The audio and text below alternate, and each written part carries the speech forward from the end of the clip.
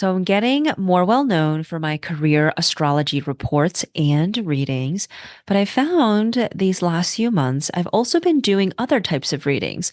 I've done health readings and quite a few love ones as well. And sometimes it's like word of mouth. People get referred to me by someone who's done a career reading with me, or they've done a reading with me already. And they're like, hey, can you also give me some insights into this other area of my life?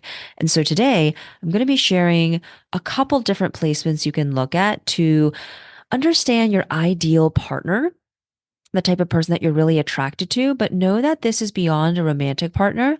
It also is for really anyone that you want to connect with and you can feel a very strong pull and a strong sense of kinship to as well. You're like, oh, this person just gets me, or we just like automatically click.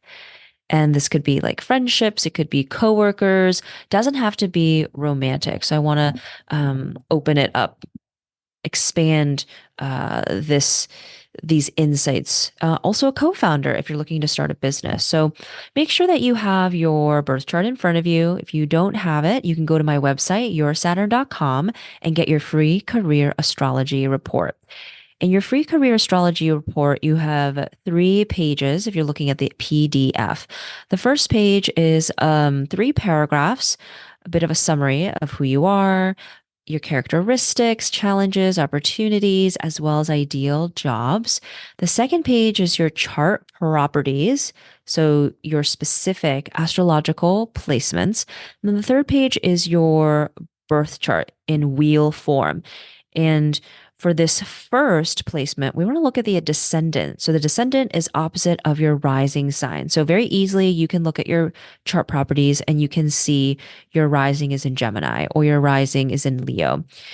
To find your descendant, you're going to need to go to the wheel, that chart, and look for the letters DS. It's going to be on the outside of the wheel. You'll see that it's on the opposite side of your AS, which is ascendant. So you'll see, take a look at the wheel. You'll kind of see, oh, this is the ascendant. It's usually in the left side in the middle. And then you'll see, oh, what's on the other side? On the right side in the middle, that's the descendant. The descendant shares kind of like what you're craving and very much so kind of like an ideal partner, what you need to balance yourself out with, what you kind of crave as well.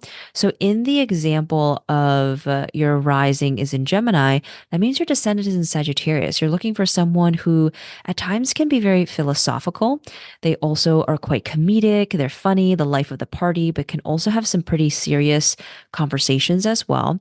Freedom is very important to them, and they really enjoy travel, specifically international travel. It's kind of like they're always wanting to go other places, which is a really great match for a rising in Gemini because a Gemini is also on the move as well, but in more local settings, taking trips that are, in the same city or a couple hours away.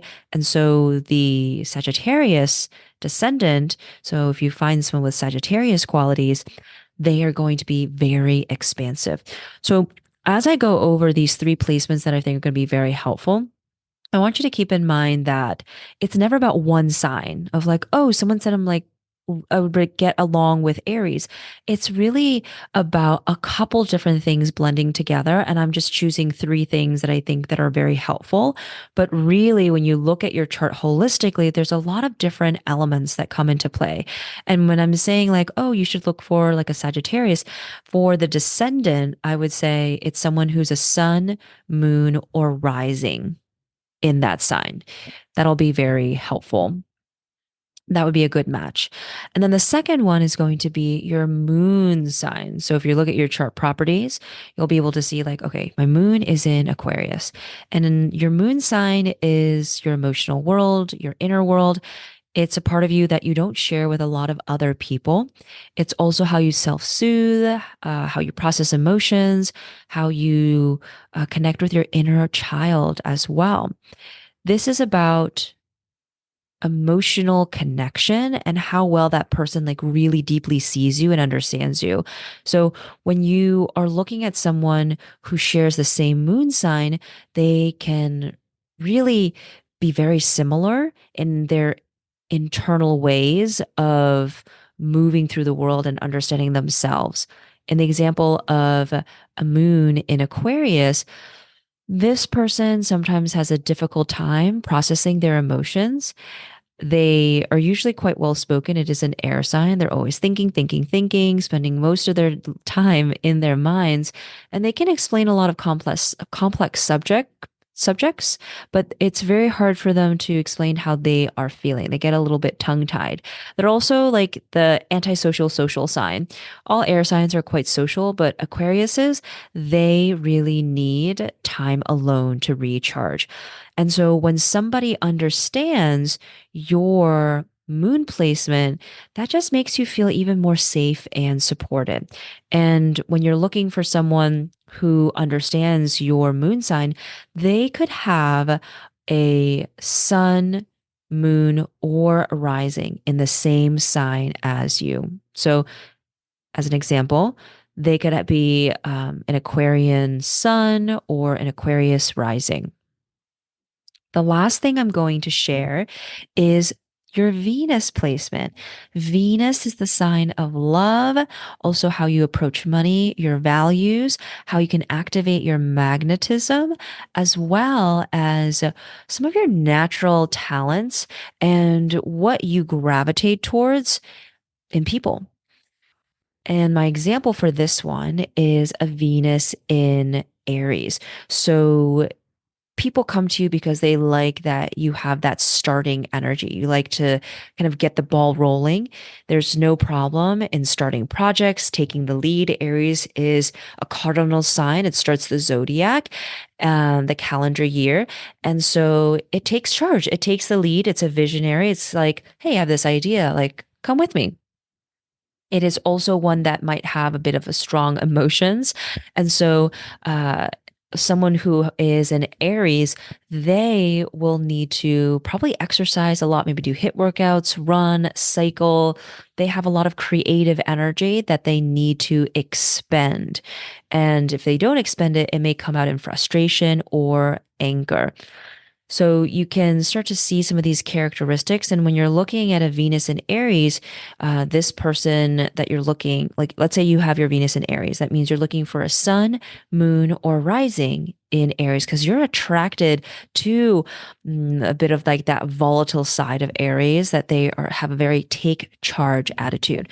So again, to repeat it all, you're looking for your descendant, so the opposite of your rising sign. And if it's a bit difficult for you to figure out, don't worry, just look at the show notes.